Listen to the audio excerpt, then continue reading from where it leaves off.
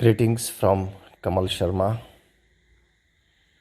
to all the students joining me here.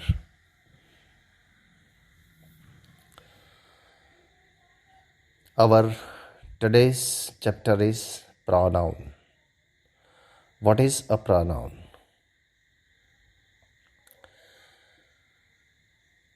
A pronoun is a word used to replace a noun, or in other words, you may say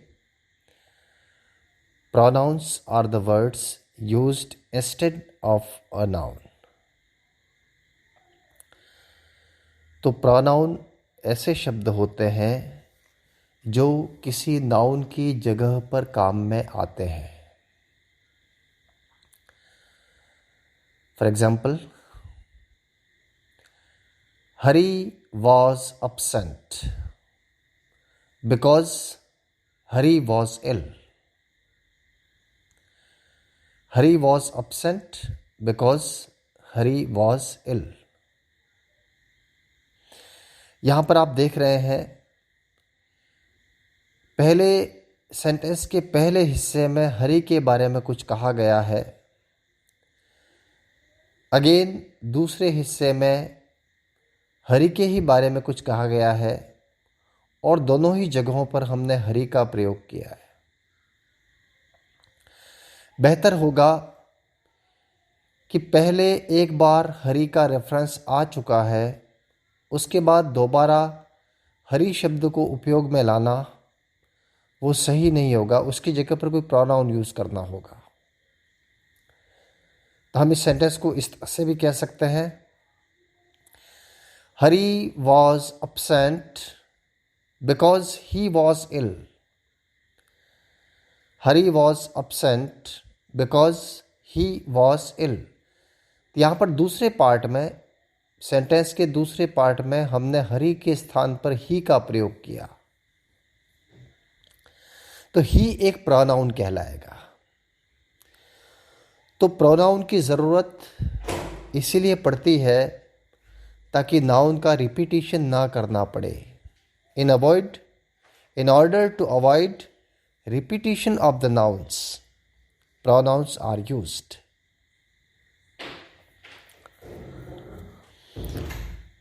तो हम बात करेंगे pronounce कितनी प्रकार के होते हैं.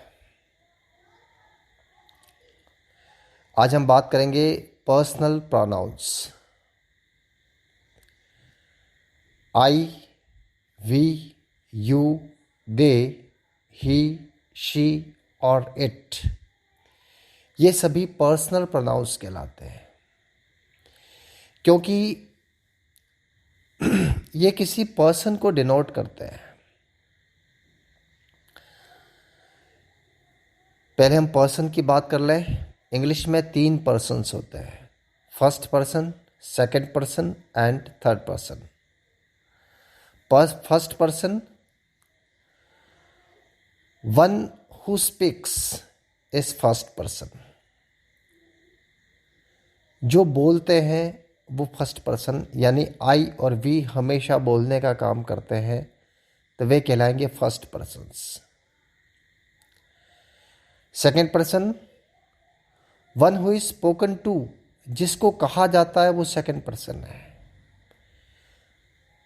तो यू को हमेशा कहा जाता है, इसलिए यू सेकंड पर्सन होगा.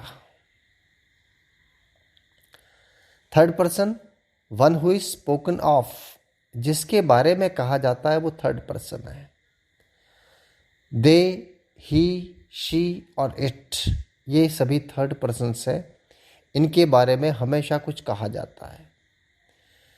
जब भी आप इंग्लिश में कोई सेंटेंस पढ़ेंगे या बोलेंगे तो आप ये महसूस करेंगे कि आई और वी हमेशा कुछ कहने का काम करते हैं. यू को कहा जाता है, दे, ही, शी और इट, इनके बारे में हमेशा कहा जाता है. तो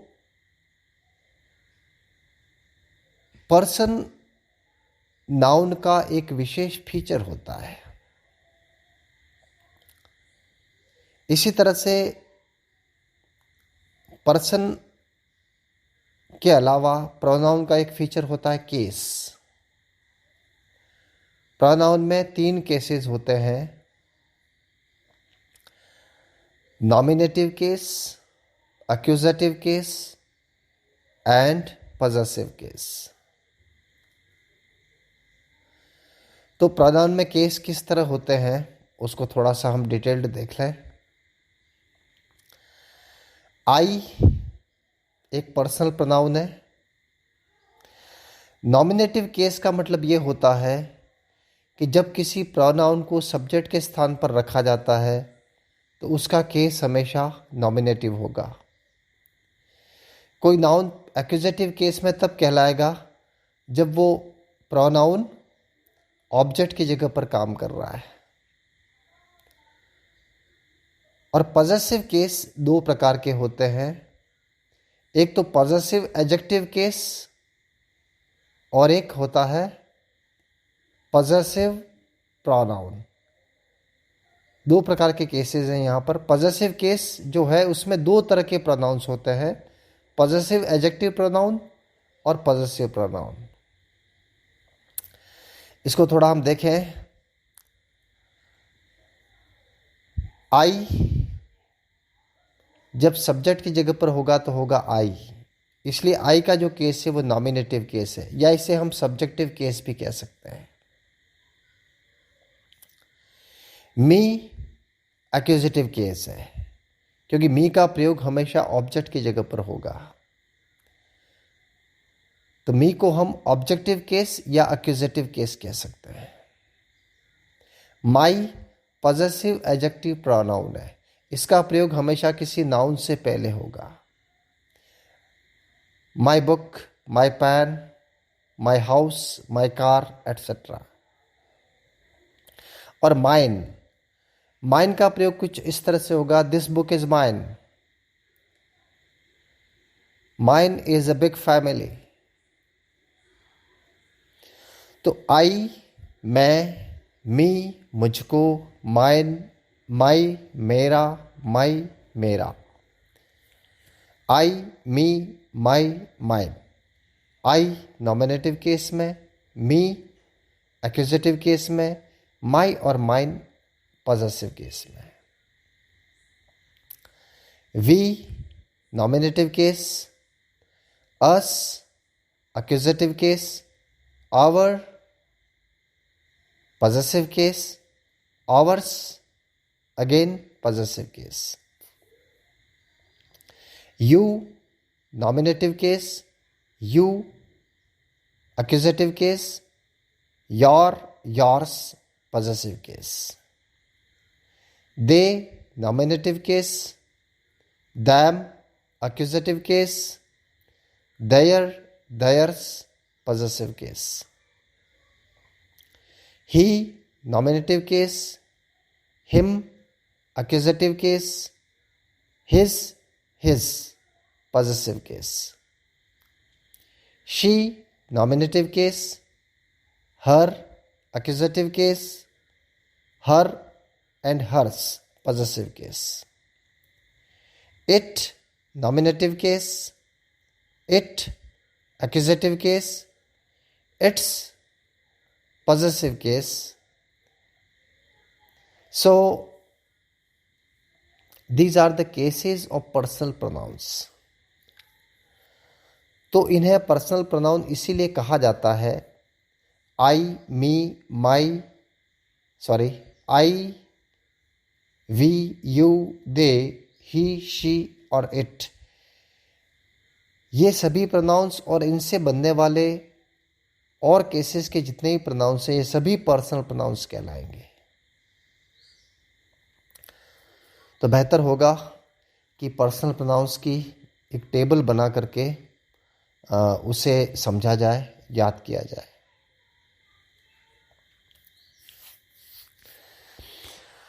सेकंड प्रोनाउंस होते हैं demonstrative pronounce.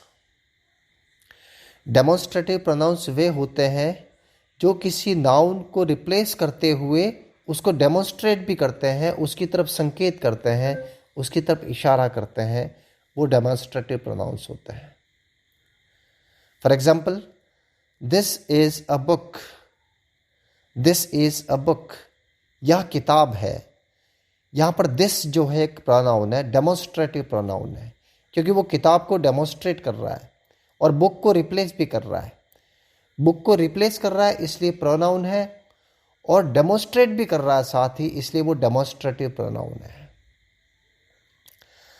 That is a tree, that is a tree, that एक डेमोन्स्ट्रेटिव प्रोनाउन है, ट्री को रिप्लेस कर रहा है और साथ ही ट्री को डेमोन्स्ट्रेट भी कर रहा है, उसकी तरफ संकेत भी कर रहा है। दैट इज अ ट्री, वह पेड़ है, इसलिए दैट जो है वो एक डेमोन्स्ट्रेटिव प्रोनाउन है। These are toys, these are toys, ये खिलौने हैं। दीज यहां पर एक डेमोन्स्ट्रेटिव प्रोनाउन है, टॉयज को रिप्लेस कर रहा है, टॉयज को डेमोन्स्ट्रेट भी कर रहा है, इसलिए ये एक डेमोन्स्ट्रेटिव प्रोनाउन है। दोज आर चिल्ड्रन, वे बच्चे हैं। दोज आर चिल्ड्रन, दोज यहां पर एक डेमोन्स्ट्रेटिव प्रोनाउन है, नाउन चिल्ड्रन को रिप्लेस कर रहा है और उनकी तरफ डेमोन्स्ट्रेट भी कर रहा है। तो दिस, दैट, दीज और दोज, ये चारों ही डेमोन्स्ट्रेटिव प्रोनाउंस हैं। दिस और दैट सिंगुलर नाउन को रिप्लेस करते हैं, दीज और दोज प्लूरल नाउन को रिप्लेस करते हैं। दिस और दीज ये दोनों हमारे जो नज़दीक है उसको डेमोन्स्ट्रेट करते हैं, और दैट और दोज जो दूर की वस्तु है उसको डेमोन्स्ट्रेट करते हैं। Hope it helps you. Thank you.